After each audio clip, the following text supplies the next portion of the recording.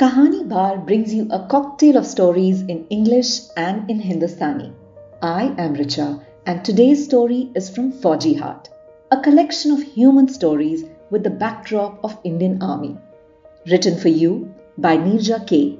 These stories will sometimes bring a smile and sometimes a tear, but they will always allow you to peek into the lives of the human beings who are often hidden behind that stiff uniform. Our story for the day is When Death Came Calling. There is a certain stretch of the border with China where the terrain is so formidable that both sides routinely pull out from their respective pickets in the peak winter months when the snowfall is too heavy and survival is impossible. In early spring, both sides once again take up their positions. It is a decade-old practice meant to save unnecessary loss of lives on both sides. This year, as spring approached, the Indian troops set out as usual to the remote pickets to re-establish sovereign claim. Reports trickled in from the forward posts and they were all fine, but with one exception. The Chinese had occupied one of the Indian posts. It seemed that for some reason the Chinese had broken protocol and manned their pickets earlier than the established practice and had gone one step further and surreptitiously occupied this one Indian post. As soon as information of the incursion was received, a reconnaissance patrol was immediately rushed to the spot. On confirmation of the Chinese ingress by the patrol, the general officer commanding of the division in charge decided to immediately dispatch a large contingent of troops under Lieutenant Colonel Raj. This was to relieve the patrol and check further ingress by the enemy. This operation had to be swift, and therefore Raj needed every officer, JCO and Jawan of his battalion.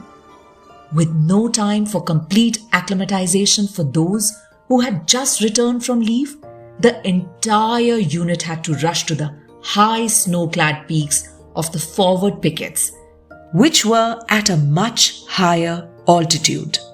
Raj's battalion mobilized itself rapidly in record time and on reaching the post, encircled the enemy position, bringing the Chinese contingent under complete domination.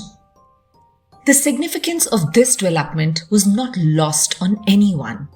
After all, they had humbled us in 1962 and since then routinely tried to exert their dominance.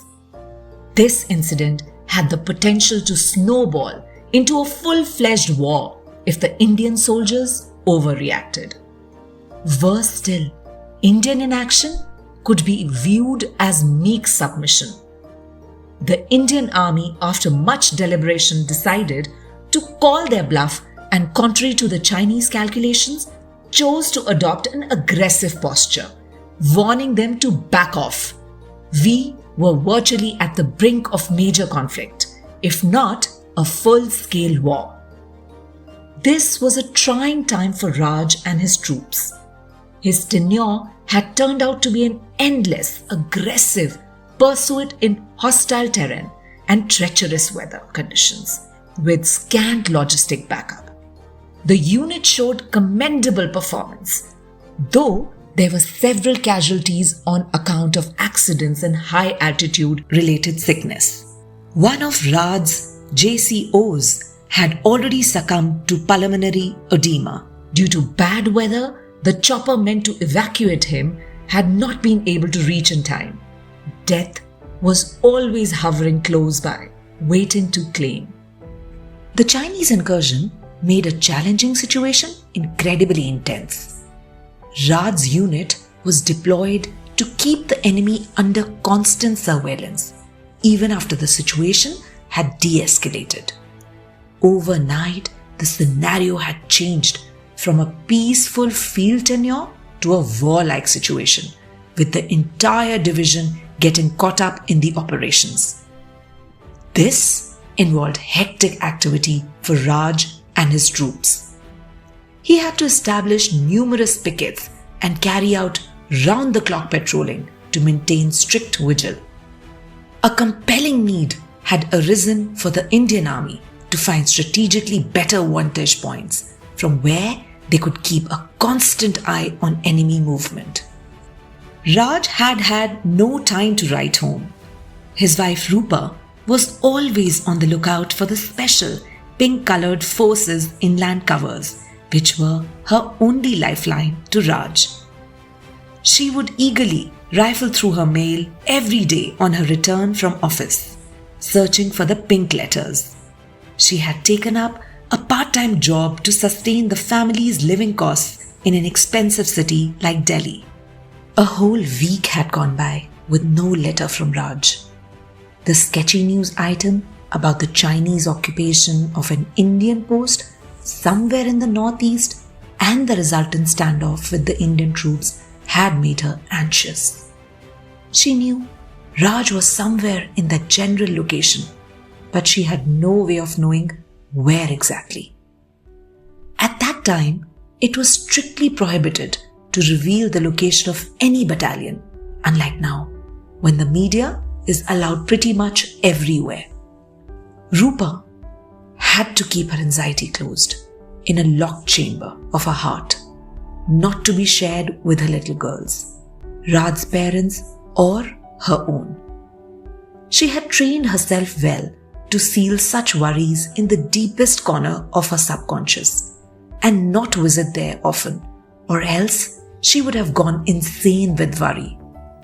She did not want the children to start worrying about their father. She was sure she would hear from Raj soon enough, and this faith kept her going. She was somewhat relieved when the evening newsreader proclaimed that the situation had been brought under control and the Chinese troops had been pushed back with little resistance from them.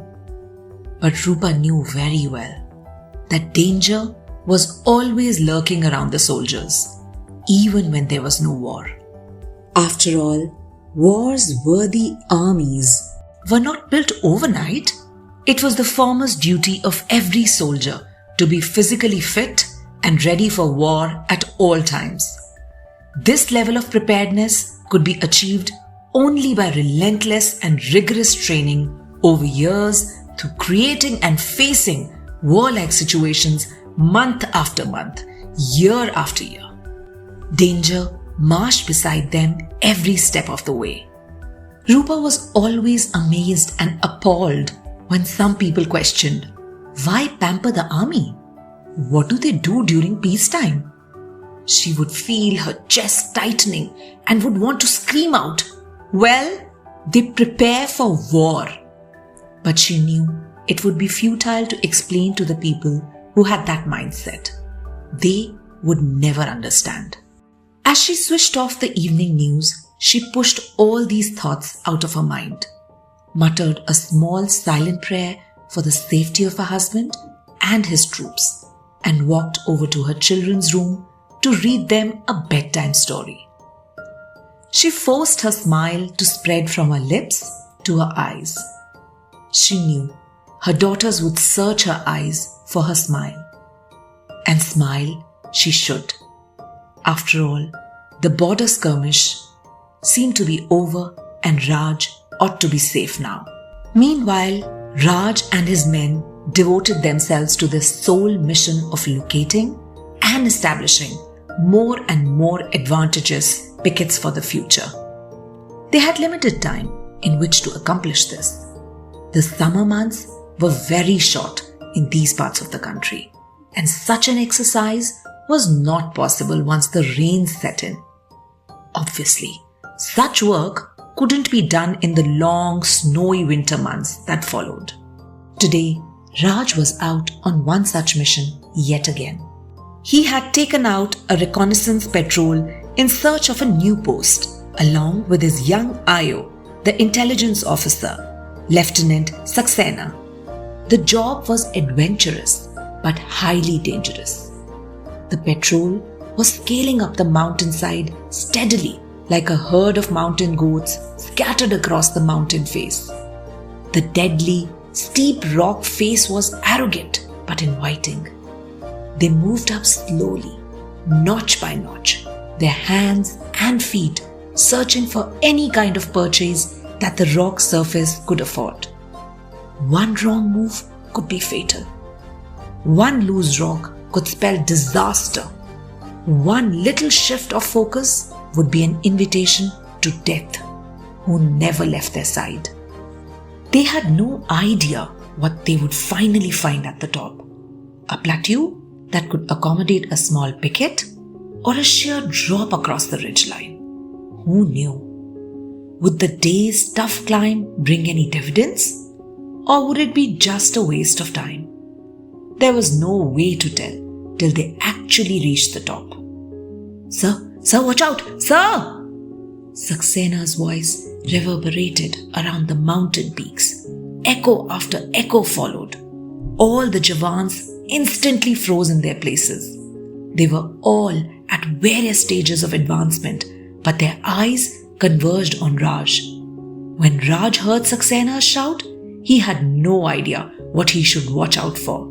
But training and instinct made him look up, and to his horror, he saw that a huge rock had come loose and was hurling straight towards him. It was clear to him that it was going to strike his head in a couple of seconds. There was no time to move out of the path of this rock, nor was there much space to maneuver. Raj closed his eyes and tried to flatten himself as much as he possibly could against the mountainside, turning his head sideways with his cheek pressed flat against the rock. There was a small rock jutting out just above where his head was. This small rock was his only hope if he got lucky. He tucked his head under this rock and prayed. All eyes were glued to the spread-eagled form of the CO and the falling rock. They could not believe what was unfolding before their very eyes. They waited with bated breath. Each wondered if this was the last they would see of their CO. Close by, Death was dancing with joy to the rhythm of the rolling rock. But to her disappointment and everyone else's joy, the charging boulder struck that small jutting rock, causing it to bounce ever so slightly in the air over Raj's head, and then went rolling down harmlessly hundreds of feet until it was out of sight. Raj was stunned but safe. He had escaped by a hair's breadth, literally. His whole being was shivering. He was as scared of death as any of his troops, or, for that matter, any of us. This whole incident did not take more than 40 seconds, but it felt like forever. Even now, he was not in the clear. The defensive maneuver he had made in that split second had left him in an awkward position, and his grip on the mountainside was tenuous at best. His platoon was still watching with great anxiety, and Death was still hopeful of her claim. When Raj gathered his wits and looked up again, he somehow managed to speak in a calm voice. "Come on, boys, upwards and onwards." Others, who had been too frightened even to blink, heaved a sigh of relief, but none made a move. They were stiff with fear, as this could happen to them as well. They were unsure of their every move now. "It's okay, boys. Keep going. We are almost there," Raj said reassuringly. As they heard their CEO's confident voice, it spurred them all into motion once again, as if nothing unusual had happened. But Raj knew that they all needed to celebrate. He, his Ayo, and his troops. This day would have ended very differently. If Raj had been hit by that rock, he would have certainly died, and his troops may have made a wrong move in the ensuing panic, thereby risking their own lives. And Death would have been dancing with joy, ready to net her game. Back in the relative comfort of his tent, Raj suddenly broke into a cold sweat.